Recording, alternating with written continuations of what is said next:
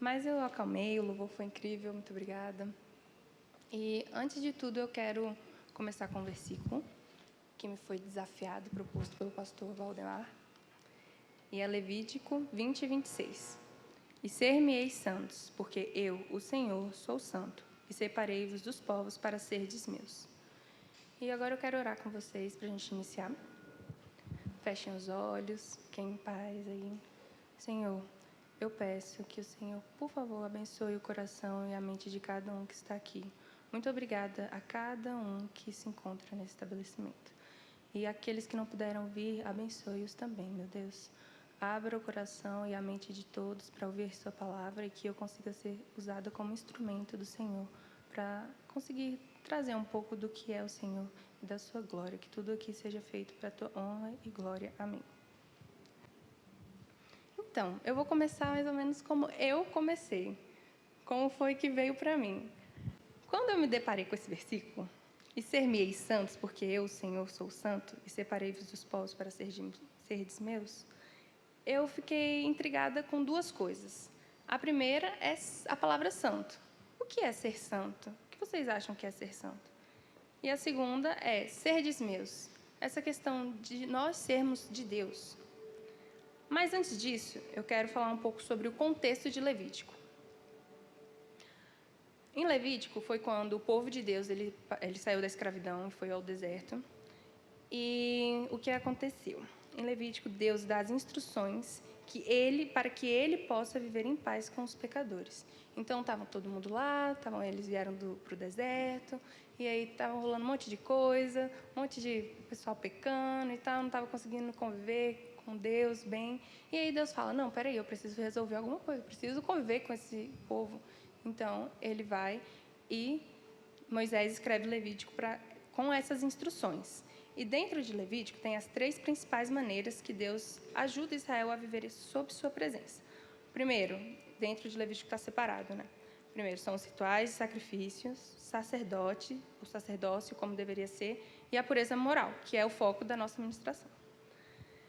Para isso, por onde eu fui? Vamos entender o que é ser santo, o que é santo. E aí eu peguei em hebraico, santo significa kadosh, que é sagrado, separado, consagrado. O que é a natureza de Deus, ser santo. E até, entre umas pregações que eu estava vendo, eu vi um cara falando que ser santo, Deus é ser invulgável, é aquilo que não consegue ser vulgar, trazendo essa questão de pureza. Então, como é incrível, é um lugar separado e um lugar onde não se pode ter manchas. Imagina só um copo de água, quando você coloca qualquer coisa, um pouquinho de esgoto, aquilo vai estar sujo. Mas se você joga mais água limpa, querendo ou não, aquela mancha, aquela sujeira, ela vai sair. Então, o que eu quero dizer com isso? Deus, ele é esse líquido que purifica. Então, ele que vem com esse poder sobre nós. Eu falei isso adiantando um pouco, né? Mas tudo bem. E, ok. Esse foi o chamado de Deus, que foi as 3 maneiras principais que eu falei, né? Que Deus faz e fala para Israel, para eles viverem sob a sua presença. Eu vou dividir essa pregação em 3 partes. A primeira, tentar explicar um pouco aí sobre o contexto de Levítico, e a segunda vai ser sobre a doutrina de santificação, e a terceira sobre conduta cristã. Para entrar na segunda, eu quero primeiro falar sobre o processo de salvação, que é após Jesus Cristo crucificado. Existem 3 fases. Primeira fase, doutrina da justificação, que acontece no passado. É quando Deus nos liberta da culpa e do pecado. A segunda, doutrina da santificação, que é o presente. É no presente. Deus nos liberta do poder do pecado. E aí eu peço para vocês abrirem em Romanos 6, 14, por favor. Que vai falar lá. Só um segundo, que eu estou abrindo aqui. A gente colocou no computador para ficar mais fácil. Lá fala, porque o pecado não terá domínio sobre vós, pois não estáis debaixo da lei, mas debaixo da graça. É uma comprovação de que seremos libertos do pecado, do poder do pecado. E a doutrina de glorificação, que acontece no futuro, que é Deus nos liberta da presença do pecado. Então, prestem atenção, assim, são 3 fases diferentes. Primeiro, somos libertados da culpa, depois do poder que o pecado tem sobre nós e posterior da presença total do pecado. A prova de que passamos pela justificação, que é a fase onde nós aceitamos a Cristo, onde somos totalmente, onde aceitamos que Ele é nosso Senhor e Salvador. Pelo que eu entendi aqui, que eu fui conversando com o pessoal, né? Fui tentando estudar aqui. Pelo que eu entendi, foi quando você realmente é batizado no Espírito Santo. Então, essa é a fase, é a doutrina da justificação. E ela se comprova, a doutrina da santificação, ela se comprova pela justificação. Calma aí. Desculpa. A doutrina da justificação, certo? A prova de que passamos pela justificação é estarmos sendo santificados. Por quê? Como assim? O que é ser santificado? É a pureza, limpeza, renovação de mente, a mudança de comportamento. Quando somos batizados, existe uma mudança, existe uma purificação na nossa alma, porque estamos recebendo a Cristo, recebendo o poder do Espírito Santo. Então, ali vem a justificação. Depois da santificação, é esse processo para você ser santo, para você estar em santidade com Deus. Não é a ausência do pecado, e sim o processo de exercer o domínio sobre ele. Então, é quando a gente consegue falar, não, peraí, eu não vou fazer isso, eu vou conseguir ficar aqui. Isso comprova e é a prova da justificação, que você realmente recebeu o Espírito Santo. Então, sendo assim, o agente da santificação é o Espírito Santo. E aí, eu queria que vocês abrissem Ezequiel, que a gente não coloca aqui, Ezequiel 36, 27. Tudo bem? Eu vou abrir aqui também. Ezequiel 36, 27.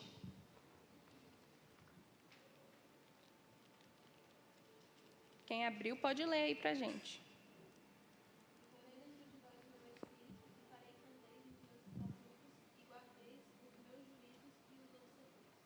Exatamente. Ou seja, nesse versículo fala que ele vai pôr em nós o Espírito Santo. É ele quem trabalha para produzir a santidade em nós. É através dele que a gente consegue discernir, que a gente consegue saber para qual caminho vamos. E o quanto é importante a ação do Espírito Santo sobre nossas vidas. Porque se não fosse por ele, e se não fosse pelo sacrifício de Jesus, isso não seria real. A glorificação em Deus não seria real. Cristo, quando a gente se aproxima de Deus, a gente resplandece o que é Deus, não seria possível. O objetivo da santificação é resgatar a imagem moral de Deus que foi perdida em nós. Lá no Éden, Adão e Eva, eles tiveram o pecado, eles corromperam essa santidade, eles mancharam ela. E o que é o objetivo da santificação? Antes, o homem, Adão, quando ele veio ao mundo, quando Deus criou ele o criou para ser a imagem e semelhança dele. Quando se fala em imagem, Deus quer dizer imagem moral, a imagem dele, como ele vai agir. Por isso que é importante o processo de santificação, porque é o agir, é você fazer, é você resplandecer, é você brilhar, não sei uma palavra, um sinônimo, mas assim, todos olharem para você e você está refletindo a Cristo, refletindo a Deus. Então, era isso que é o objetivo, e o processo de santificação é para justamente isso, a gente restabelecer e resgatar essa imagem, porque ela foi perdida com o pecado. O desvio de conduta de Adão e Eva os fez cair. Expressar o caráter de Deus, e aí, dentro disso, o que acontece? O Espírito Santo ele age sobre nós. E aí a gente consegue, pela ação dele, expressar o caráter de Deus e, muitas vezes, pelos frutos do Espírito. A gente vai falar sobre os frutos. O que são os frutos do Espírito? Vamos lá. O amor, a alegria, a paz, paciência, gentileza, bondade, fidelidade e mansidão e domínio próprio. E o contrário, em paralelo, quais são as obras da carne? Vamos ler Gálatas 5, 19 a 22, que já fala das obras da carne e também dos frutos do Espírito. Porque as obras da carne são manifestas, as quais são adultério, fornicação, impureza, lascívia, idolatria, feitiçaria, inimizades, porfias, emulações, iras, pelejas, dissensões, heresias, inveja, homicídio, bebedices, glutonaria e coisas semelhantes a estas, acerca das quais vos declaro, como já antes vos disse, que os que cometerem tais coisas não herdarão o reino dos céus. Mas o fruto do Espírito é amor, gozo, paz, longanimidade, benignidade, bondade, fé, mansidão, temperança. Por que eu trouxe sobre os frutos do Espírito?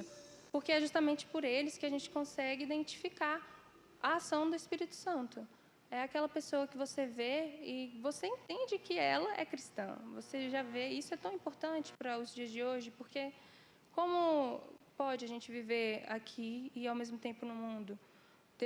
Paulo já dizia muito isso para nós, e também tem muito em Pedro, 1ª, 2ª Pedro, esse modo, essa conduta, como devemos reagir e agir.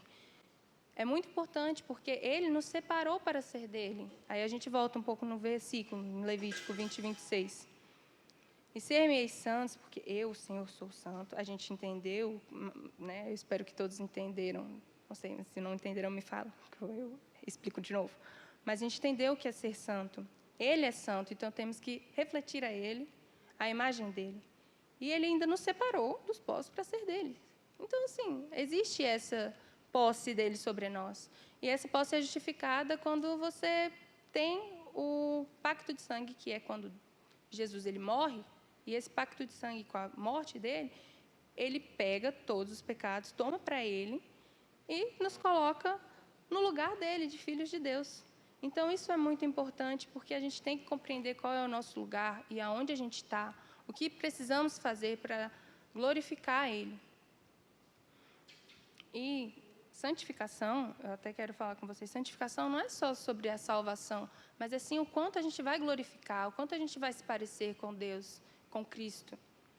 O quanto a gente quer refletir a imagem dEle. O quanto você está refletindo a imagem de Deus. Vocês já pararam para pensar? E colocar, não sei, numa lista, falar, será que eu estou refletindo? Quais frutos eu estou tendo aqui? Será que são obras da carne? Será que são frutos do Espírito? E aí eu chego na terceira parte, que é a conduta cristã. Nossa, eu fui bem rápida. Para explicar um pouco da conduta cristã, eu vou falar que existem 2 passos. Para mim, pelo que eu entendi, existem 2 passos. O primeiro passo é entender que não somos desse mundo. A gente não é daqui. E lá em João 17, 16, fala isso. E eu lhes fiz conhecer o teu nome, e lhes farei conhecer mais, para que o amor com que me tens amado esteja neles, e eu neles esteja. Tá certo isso, gente? Tá. João 17, 16.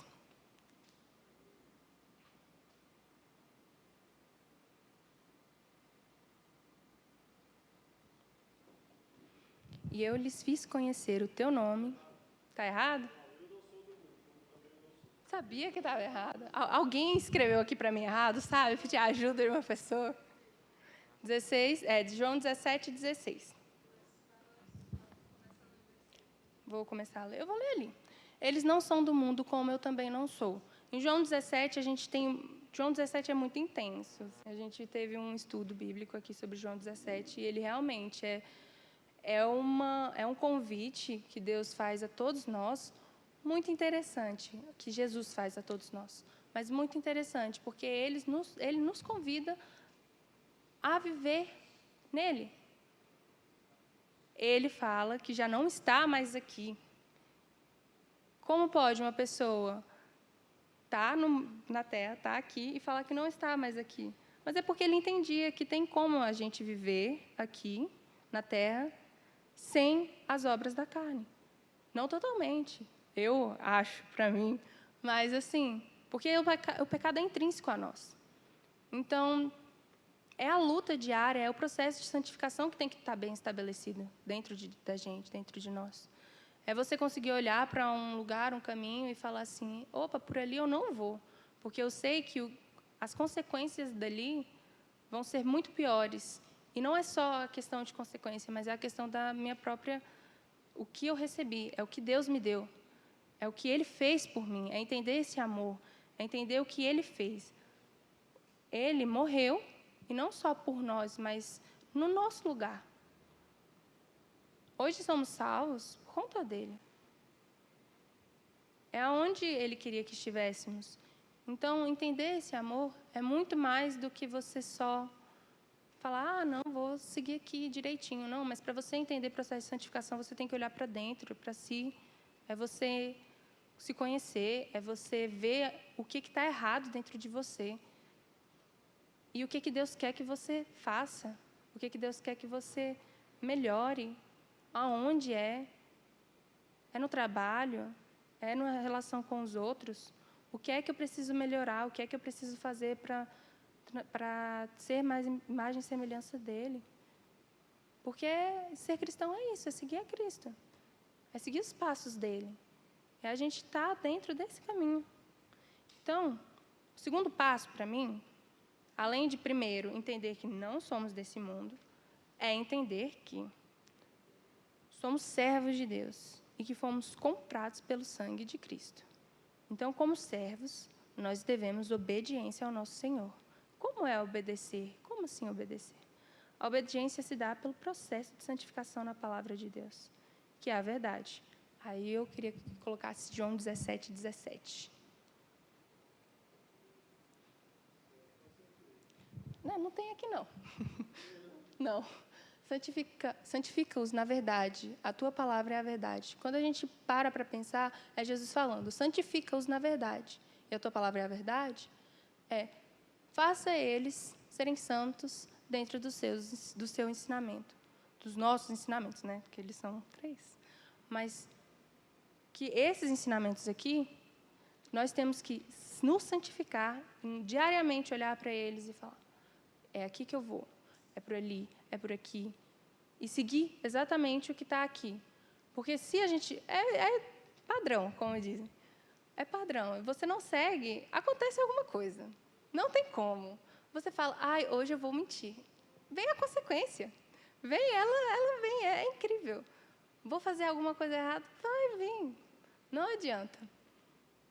É muito engraçado. A minha filha, ela tem 3 anos. Vai fazer 4 mês que vem. E eu falo direto com ela, tento educar e tudo. E tanto de não que eu falo para ela, eu parei para refletir, nossa, eu falo tanto não para a Malu. Mas eu pensei, por que eu falo tanto não para ela? E aí eu falei, poxa, mas se eu falo para ela não colocar o dedo na tomada, é porque eu quero que ela não se machuque? Se eu falo para ela não andar perto da rua, é porque eu não quero que ela se machuque. Então eu parei para, poxa, e o que Deus faz por mim, né? Por que tantos ensinamentos? Será que isso não tem a ver? Quando eu falo para a Malu, não coloca o dedo na tomada, ela coloca, ela tem a consequência de sofrer com choque. Deus não quer que a gente sofra a consequência dos nossos pecados. Ele quer que a gente se mantenha no caminho dele e que faça por onde seguir esse caminho. Então, o processo de santificação e conduta cristã é muito além de você só fazer, mas de você ser, de você ter a mudança de pensamento.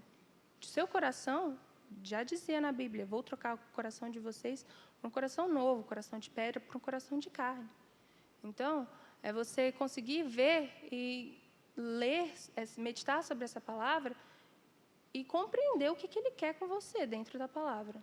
O que Ele quer que você entenda ali naquele versículo? Pede para Ele. Nossa, foi muito difícil para mim. Eu li vários livros para falar aqui. E, assim, uma coisa tão básica que é a santificação, mas tão imensa. É um mundo. Quando você para ler sobre santificação, eu falei, pronto, é ser santo, é santificação, eu vou ler. E aí eu fui ler. Meu Deus! Eu falei, eu não vou dar conta de falar, não. 1 mês é pouco para mim.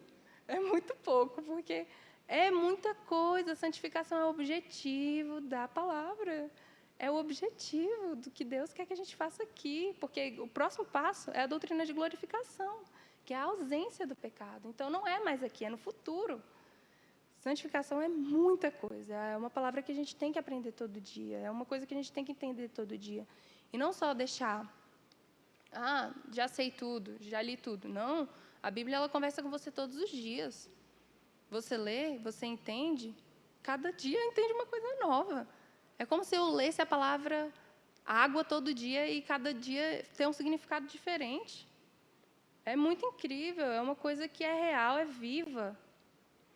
Então, a gente entende que pela obediência e a santificação na palavra, a gente obedece. Mas por que eu obedeço? Eu, vou dar um testemunho meu, eu obedeço por amor.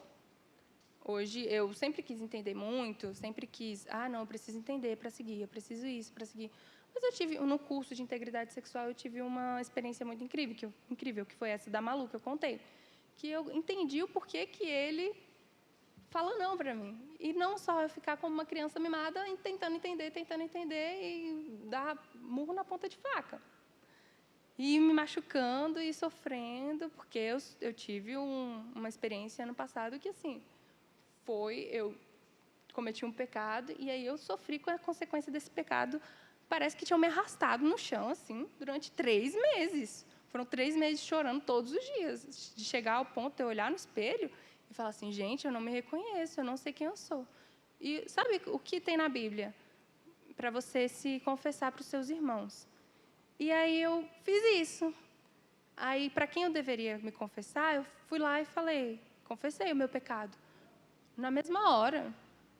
O que eu estava sofrendo durante 3 meses poderiam ter sido resumidos a menos de um dia, se eu tivesse falado, se eu tivesse pedido perdão. E o próprio fato de eu falar, de eu pedir o perdão, me livrou de sofrimentos que eu estava perdurando por tanto tempo, sabe? Não sei porquê, mas é tão incrível quando você realmente pratica, quando você faz o que essa palavra diz, a palavra de Deus. E eu obedeço por amor. O amor dele reflete em mim, e além de refletir em mim, ele volta para ele e alcança muitos outros.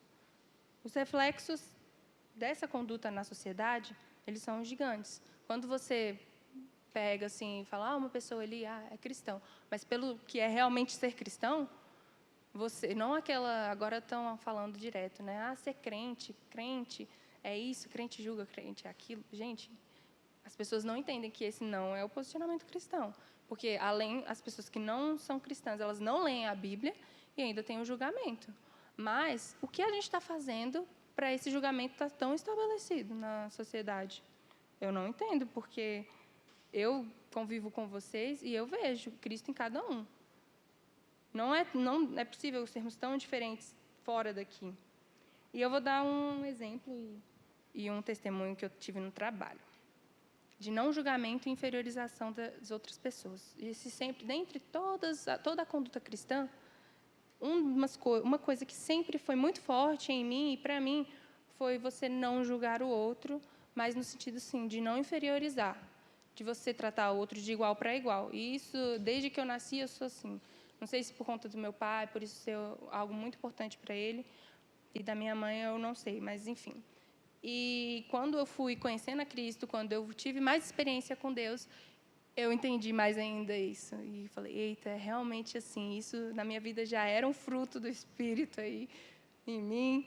E isso foi muito bom perceber, mas o quão é engraçado, porque lá no meu trabalho existem várias pessoas de várias religiões, certo?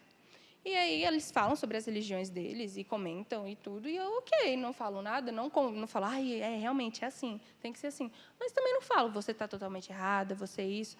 Eu só falo, eu acho que, assim, quando falam alguma coisa que é totalmente contrária ao que eu penso, eu falo, pela minha crença, eu não vejo assim. Eu entendo que você fale isso, que você veja dessa forma, mas eu tenho a minha crença e tenho os ensinamentos que eu carrego comigo. E é isso que eu falo.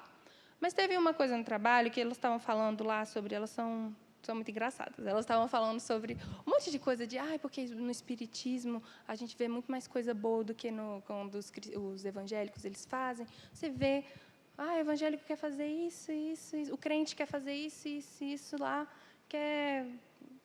faz tudo só para show. E não, você vê, os espíritas, eles têm, sim, ficam fazendo doação todo mês, todo ano. Aí fico falando isso, aí eu, né, tudo bem. Mas você vê, esses crentes são tão assim, julgam todo mundo. A Júlia nem parece crente. Aí eu fiquei, uai! Como assim eu não pareço crente? Aí ela, não, porque você não julga. Aí eu fiquei refletindo sobre isso, eu falei, uai, mas será que eu estou sendo crente errado? Porque não faz sentido para mim eu não julgar, não estou sendo crente. E aí chegou a esse entendimento de que, poxa, eu acho que as pessoas elas realmente não sabem o que é ser cristão, não sabem o que é Cristo. E elas precisam disso, elas precisam entender quem é Cristo. Porque esses frutos do Espírito que eu falei, todos eles são tão apreciados pela sociedade, né? O amor, a alegria, a paz, a paciência, a gentileza, a bondade, fidelidade, mansidão e domínio próprio. Todo mundo dá até curso sobre isso.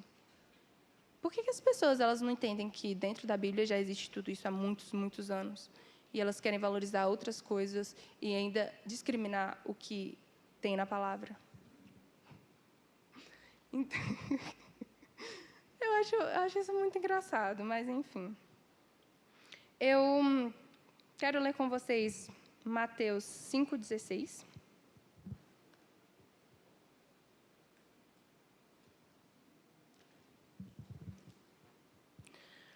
Assim resplandeça a vossa luz diante dos homens, para que vejam as vossas boas obras e glorifiquem ao vosso Pai que estás no céu. Todo mundo achou? Leu?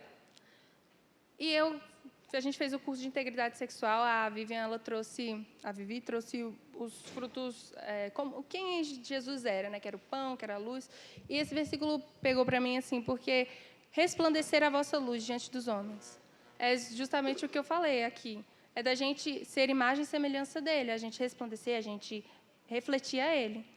Então, já na Bíblia fala isso, que devemos ser luz e que devemos ser notados pelos outros, que a gente vai ser visto, vai ser odiado, sim, mas ele venceu o mundo, então a gente consegue vencer. E também Salmos 1:3.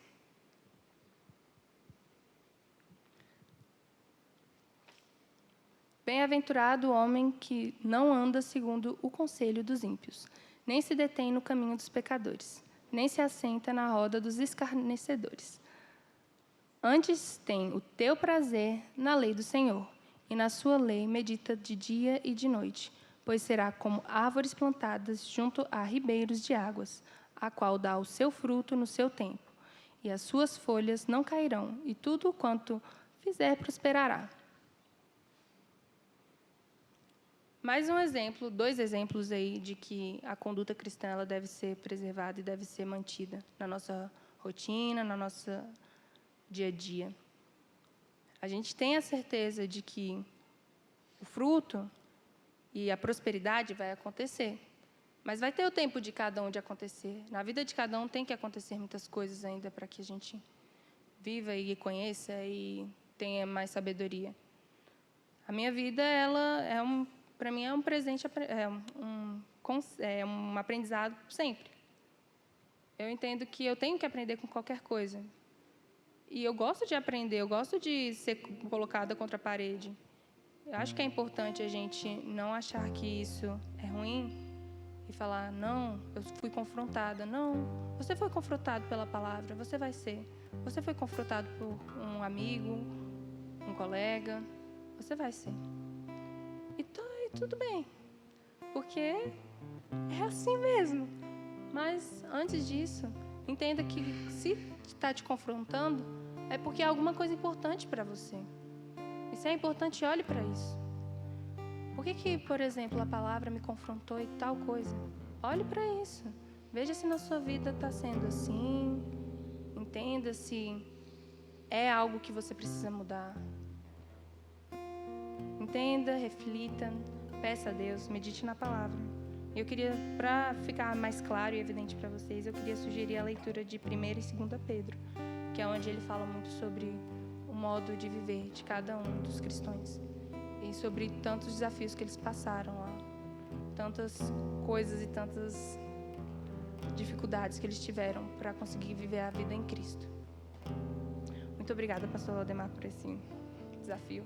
Não sei se deu para entender, se ficou bom, mas ok. Eu gosto de mais um bate-papo do que só falar. Eu gosto de ser confrontada. E eu peço que cada um de vocês, não vieram tantas pessoas, mas peço que cada um de vocês pense mesmo sobre o que é doutrina de santificação, o que é ser santo para você. Se você realmente está fazendo isso, se você quer isso para a sua vida, porque é um preço a se pagar. E o preço é a morte da nossa carne todo dia.